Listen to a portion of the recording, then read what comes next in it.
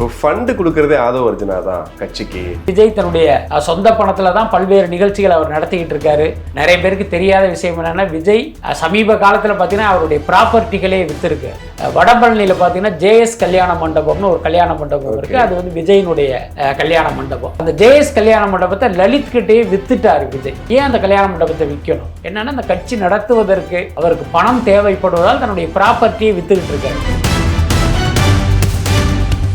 ஜனநாயகனுக்கு கூட விஜய் சம்பளம் வாங்கலன்ற செய்தி பரவிட்டு இருக்கேன் சார். விஜய்க்கும் அதே மாதிரி தான் அட்வான்ஸ் கொடுத்தாங்க, ஷெட்யூல் பேமெண்ட் கொடுத்தாங்க. அந்த கடைசி கட்ட பேமெண்ட் வந்து அவருடைய டப்பிங் டயத்துல கொடுக்கணும். இந்த டப்பிங் நேரத்தில் அந்த பணத்தை எடுத்து கொடுக்கலாம்னு நினைச்சாங்க. முட்டாள் முதலமைச்சர்னு ஒரு வார்த்தை சொன்னாரு. அதுக்கப்புறம் வந்துட்டு ரஜினிகாந்த் திமுகவுக்கு பயந்து தான் வந்து ஒரு அரசியலுக்கு வரல, போயிட்டாரு அப்படின்ற வார்த்தை. அதாவது ஆதவ அர்ஜுனா வந்து கொஞ்சம் வாயை அடக்குவது நல்லது, அவருக்கு இல்ல தாவேகா கட்சிக்கு. விஜய் வந்து ஆதவ அர்ஜுனாவை அழைத்து வந்து கொஞ்சம் கண்டிச்சு வைக்கணும். 2 பேருக்கு வந்து அவர் அட்வைஸ் கொடுக்கணும். ஆதவ அர்ஜுனாவை பார்த்தீங்கன்னா கொஞ்சம் அளந்து பேசுங்கன்னு சொல்லணும். புஷி ஆனந்த் கூப்பிட்டு கொஞ்சம் அர்த்தபூர்வமா பேசுங்கன்னு சொல்லணும். ஜனநாயகன் அமேசான் பிரைமும் வந்துட்டு 120 கோடி கிட்ட கேட்கிறான்னு சொல்றாங்க. அமேசான் நிறுவனத்துக்கு என்ன தலையெழுத்து? இவங்க கிட்ட சில கோடிகளை கொடுத்துட்டு இந்த படம் எப்படா ரிலீஸ் ஆகணும் நீங்க இலவு காத்த கிளியா காத்துக்கிட்டு இருக்க முடியாது. ஆனா ரீ அக்ரிமெண்ட் போட்டுக்கலாங்கிற மாதிரி அவங்க கேட்டிருக்காங்க. இன்னும் சில நாட்கள்ல இதுக்கான முடிவு நமக்கு தெரிஞ்சிடும். அதனால கொஞ்சம் வெயிட் பண்ணுங்கிற மாதிரி அதை ஹோல்ட் பண்ணியிருக்காங்க.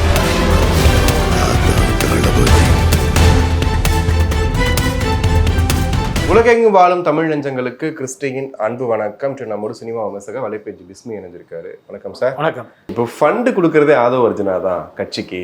இப்போ நடக்கக்கூடிய பொதுக்கூட்டங்கள் எல்லாத்துக்குமே வந்து ஒரு பெரிய அமௌண்ட் வந்து ஆதவ் கொடுக்குறாரு. அதனால தான் வந்து இஷ்டத்துக்கு அவரை பேச விட்றாங்கன்னு சொல்றாங்களே. இல்லை, ஆதவ அர்ஜுனா ஃபண்டு கொடுத்து தாவேகா நடத்தப்படுவதாக நான் நம்பலை. ஏன்னா அவர் என்ன ஒரு ஃபண்ட் ரைஸ் பண்ணுறதுக்கு ஒரு கருவியாக இருப்பதற்கு வாய்ப்பு இருக்குது, அல்லது ஏதோ ஒரு சில கோடிகள் ஏதோ ஒரு நிகழ்ச்சிக்கு ஒரு கூட்டத்துக்கு கொடுப்பதற்கு வாய்ப்பு இருக்குது. அதுக்காக மொத்தமாகவே அவருடைய பணத்தில் தான் கட்சி இயங்குது அப்படிங்கிறது அது ஒரு தவறான விஷயமாக தான் நான் பார்க்குறேன். எனக்கு தெரிஞ்சு விஜய் தன்னுடைய சொந்த பணத்தில் தான் பல்வேறு நிகழ்ச்சிகள் அவர் நடத்திக்கிட்டு இருக்காரு. நிறைய பேருக்கு தெரியாத விஷயம் என்னென்னா, விஜய் சமீப காலத்தில் பார்த்தீங்கன்னா அவருடைய ப்ராப்பர்ட்டிகளே விற்றுருக்காரு. அதுக்கு ஒரு பெரிய உதாரணம் வடபழனியில் பார்த்தீங்கன்னா JS கல்யாண மண்டபம்னு ஒரு கல்யாண மண்டபம் இருக்குது. அது வந்து விஜயினுடைய கல்யாண மண்டபம். JSனுடைய சுருக்கம் என்னென்னா ஜோசப் விஜய் சங்கீதா, அதனுடைய சுருக்கம் தான் JS கல்யாண மண்டபம். அதை பார்த்தீங்கன்னா பல வருடங்களுக்கு முன்பு தயாரிப்பாளர் லலித் கிட்ட வந்து லீஸுக்கு விட்டுருந்தார். இன்னும் சொல்ல போனால் அந்த வகையில் தான் தயாரிப்பாளர் லலித் வந்து விஜய்க்கே அறிமுகம். இவருடைய ப்ராப்பர்ட்டி எல்லாமே அவர் தான் லீஸுக்கு வச்சுருந்தார். போரூரில் இருக்கிற கல்யாண மண்டபம், அதுக்கப்புறம் பார்த்தீங்கன்னா சாலிகிராமத்தில் இருக்கிற சோபா கல்யாண மண்டபம், இது எல்லாமே லலித் தான் லீஸுக்கு எடுத்து நடத்திக்கிட்டு இருந்தார். JSம் அவர் தான் நடத்திக்கிட்டு இருந்தார். மிக சமீபத்தில் பார்த்தீங்கன்னா அந்த JS கல்யாண மண்டபத்தை லலித் கிட்டே வித்துட்டார் விஜய். புரியுதா இல்லை? நீங்கள் யோசிச்சு பாருங்க, விஜய் கிட்ட பல 100 கோடி பணம் இருக்குது. ஏன் அந்த கல்யாண மண்டபத்தை விற்கணும்? என்னென்னா, அந்த கட்சி நடத்துவதற்கு அவருக்கு பணம் தேவைப்படுவதால் தன்னுடைய ப்ராப்பர்ட்டியை வித்துக்கிட்டு இருக்காரு. ஸோ இந்த உண்மை தெரியாமல் நீங்கள் ஆதவ அர்ஜுனா பணம் கொடுத்தாரு, அவர் பணம் கொடுத்தாரு, இவர் பணம் கொடுத்தாருன்னு சொல்றதெல்லாம் பார்த்தீங்கன்னா ஒரு கற்பனையான விஷயம், அல்லது விஜய் வந்து கொஞ்சம் மட்டம் தட்டுவதற்கான ஒரு முயற்சியாக தான் நான் பார்க்குறேன். ஓகே, இப்போ தாவேகா வந்து ஒரு போராட்டம் மேற்கொண்டாங்க. அதில் ஆதவ அர்ஜுனா பேசும்போது முட்டாள் முதலமைச்சர்னு ஒரு வார்த்தை சொன்னார். அதுக்கப்புறம் வந்துட்டு ரஜினிகாந்த் திமுகவுக்கு பயந்து தான் வந்து ஒரு அரசியலுக்கு வரல, போயிட்டாரு அப்படின்ற வார்த்தை. அதை கேட்டதுக்கப்புறம் ரஜினிகாந்த் ரசிகர்கள்லாம் பயங்கரமாக கொந்தளிப்பில் இருந்தாங்க. யார் பயந்தது? என் தலைவர் பயந்தாரா, நீ பாத்தியா அப்படின்னு சொல்லிட்டு. இந்த நேரத்தில் இந்த பேச்சு அவசியமா? அதாவது ஆதவ அர்ஜுனா வந்து கொஞ்சம் வாயை அடக்குவது நல்லது, அவருக்கு இல்லை தாவேகா கட்சிக்கு. என்னென்னா, ரஜினிகாந்த் அரசியலை விட்டு போனதற்கு பல்வேறு காரணங்கள் சொல்லப்பட்டாலும் அவர் சொன்ன மாதிரி ஒரு கட்டத்தில் பார்த்தீங்கன்னா அவர் ஏதோ ஒன்றுக்காக தான் பின்வாங்கிட்டார். நீங்கள் பின்வாங்கல் அப்படிங்கிறதே பார்த்தீங்கன்னா கிட்டத்தட்ட ஒரு பயந்ததற்கு சமம் தான், அதில் மாற்றம் இல்லை. ஆனால் அதை இந்த நேரத்தில் நீங்கள் பேச வேண்டிய அவசியம் இல்லை. என்னென்னா, நீங்கள் தேர்தலில் வெற்றி அடையணும் அப்படின்னா வெறுமனே விஜய் ரசிகர்கள் வாக்களித்தா மட்டும் போதாது.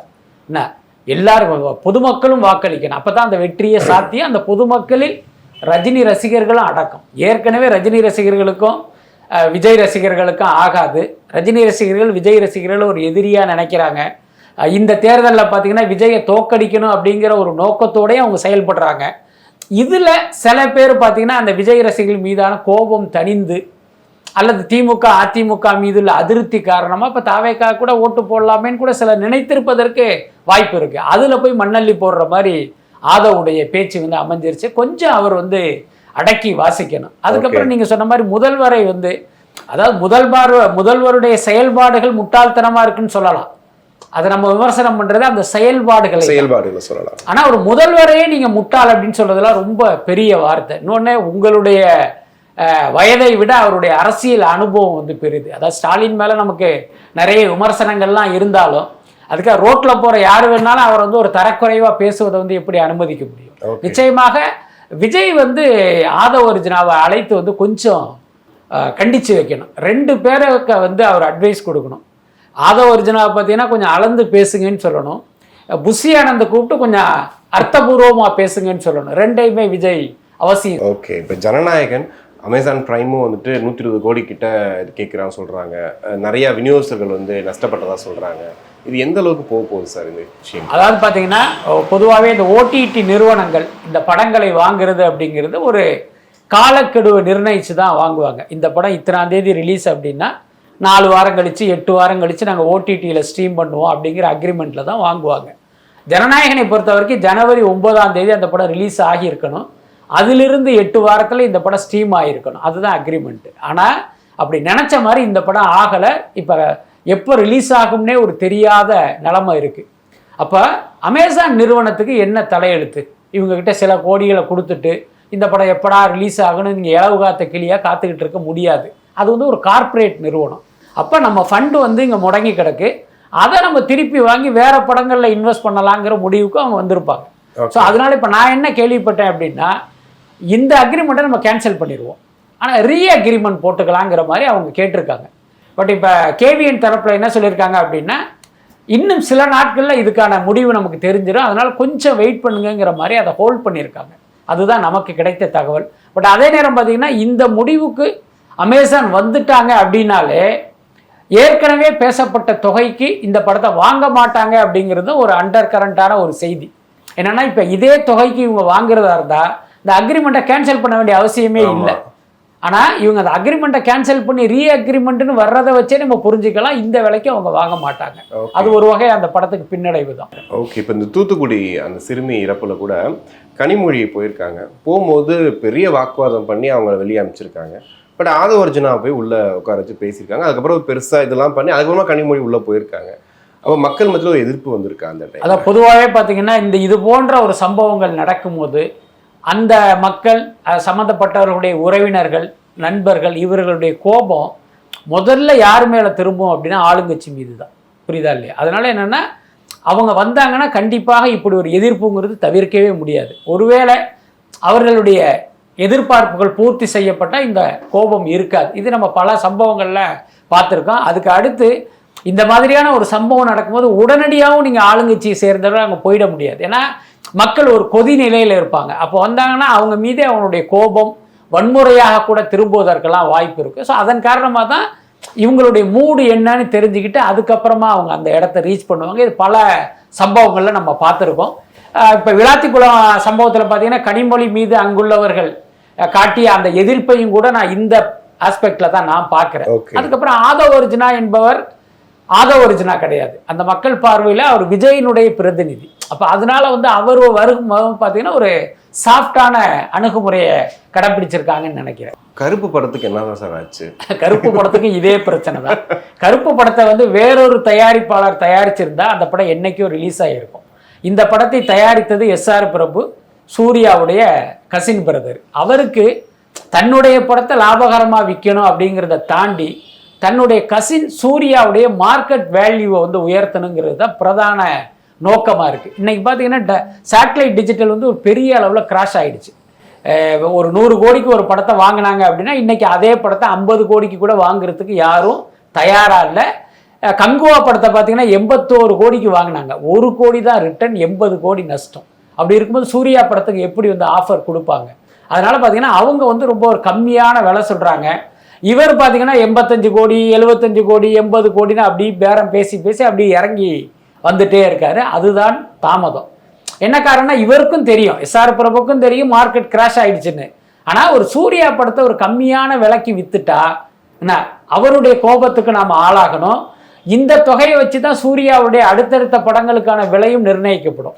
ஸோ அப்போ நம்ம படத்தினால சூர்யாவுடைய மொத்த மார்க்கெட்டுமே சரிஞ்சிடக்கூடாது அப்படிங்கிறதுனால இவர் போராடிக்கிட்டு இருக்காரு. அதனால தான் கருப்பு இவ்வளவு பெரிய தாமதம். தாய்க்கிழமை நல்ல ஒரு வசூல் சொல்லியிருந்தாங்க. தாய்க்கிழவிக்கு மிகப்பெரிய வசூல் கிட்டத்தட்ட பார்த்தீங்கன்னா ஒரு 50 கோடியே தமிழ்நாட்டிலே அது வந்து ரீச் பண்ணியிருக்கு. அது வந்து ஒரு பெரிய வசூல் தான். ஆனால் பெரிய ஆச்சரியம் என்ன அப்படின்னா, அந்த படம் ரிலீஸ் ஆன முதல் 3 நாட்கள் வந்து ஒரு பெரிய வசூல். அந்த 3 நாள்லேயே கிட்டத்தட்ட ஒரு 13.5 கோடி கிராஸ் வசூல் கிடைச்சிது. ஆனால் அதுக்கு அப்புறம் பார்த்தீங்கன்னா அந்த படம் பெரிய அளவில் விழுந்துருச்சு. திங்கள், செவ்வாய், புதன், வியாழன்லாம் பெரிய சரிவு தான்.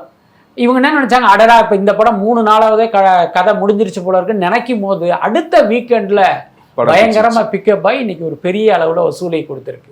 ஓகே, இப்போ ஜனநாயகனுக்கு கூட விஜய் சம்பளம் வாங்கலன்ற செய்தி பரவிட்டு இருக்கே சார். அதாவது விஜயினுடைய சம்பளம் வந்து 230 கோடி, அதுக்கப்புறம் 10 கோடி குறைச்சி 220 கோடி அவர் சம்பளம் நிர்ணயிச்சிட்டாங்க. அப்புறம் உங்களுக்கு தெரியும்ல, சினிமாவில் வந்து சம்பளம் எப்படி கொடுப்பாங்க அப்படின்னா, அட்வான்ஸாக ஒரு தொகை கொடுப்பாங்க, அதுக்கப்புறம் ஷெட்யூல் பேமெண்ட்னு சொல்லுவாங்க. முதல் கட்ட படப்பிடிப்பு இவ்வளவு கொடுக்கணும், அடுத்த கட்ட படப்பிடிப்பு இவ்வளவு கொடுக்கணுன்ட்டு அப்படி கொடுத்துட்டே வந்து ஒரு குறிப்பிட்ட தொகையை மட்டும் நிறுத்தி வச்சுருப்பாங்க. அதை வந்து டப்பிங்கில் கொடுப்பாங்க. இதுதான் வந்து நடைமுறை. எல்லா ஹீரோக்களுக்கும் அப்படி தான் கொடுப்பாங்க. விஜய்க்கும் அதே மாதிரி தான் அட்வான்ஸ் கொடுத்தாங்க, ஷெட்யூல் பேமெண்ட் கொடுத்தாங்க. அந்த கடைசி கட்ட பேமெண்ட் வந்து அவருடைய டப்பிங் டயத்தில் கொடுக்கணும். இந்த டப்பிங் நேரத்தில் கொடுக்குற பேமெண்ட்டுங்கிறது கேவிஎன் வந்து கையிலேருந்து கொடுக்குற பேமெண்ட் இல்லை.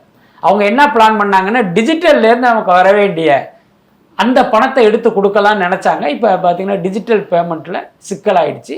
அதனால விஜயினுடைய பேமெண்ட் வந்து கொஞ்சம் பெண்டிங் இருக்குது, அவ்வளவுதான்.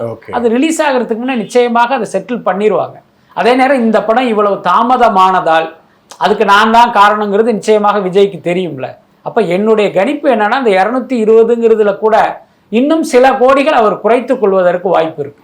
ஓகே, இப்போ கென் கருணாஸோட யூத் ஒரு பெரிய எதிர்பார்ப்பு வந்திருக்கு. ஜிவியோட பாட்டெல்லாம் சூப்பராக இருக்குது அப்படின்னு சொல்லிட்டு எப்படி இருக்கும் சார்? அதாவது இப்போ பார்த்தீங்கன்னா இந்த மாதம் 2 படங்கள் வரப்போகுது. 2 படமுமே ஒரு மிகப்பெரிய வெற்றி படங்கிற மாதிரி இண்டஸ்ட்ரிக்குள்ளே இருக்குது. ஒன்று யூத் படம், அதுக்கடுத்து ஜிவி பிரகாஷ் நடித்த ஹாப்பி ராஜின் படம். படம் பார்த்தவங்களும் என்ன சொல்கிறாங்கன்னா, இந்த 2 படமும் மிகப்பெரிய வெற்றி அடைய போகுது.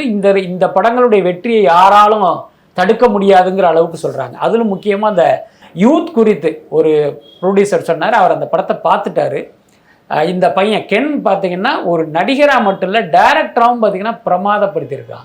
இந்த வெற்றி உறுதி, அதில் மாற்றமே இல்லை. ஆனால் இந்த வெற்றியை வந்து ஒரு சிவகார்த்திகேயன் மாதிரி புத்திசாலித்தனமாக கென் வந்து பயன்படுத்தினா அடுத்த 5 வருஷத்தில் இன்றைய சிவகார்த்திகேயனோட இடத்தையும் இந்த பையன் பிடிப்பாருங்கிற அளவுக்கு சொல்கிறாங்க. ஏன்னா அது நம்ம படம் பார்க்காததுனால அதிகப்படியாக தெரிந்தாலும், ஆனால் இந்த அளவுக்கு ஒருத்தர் சொல்கிறார் அப்படின்னா அப்போ அந்த படத்தில் ஏதோ ஒன்று இருக்கும்ல.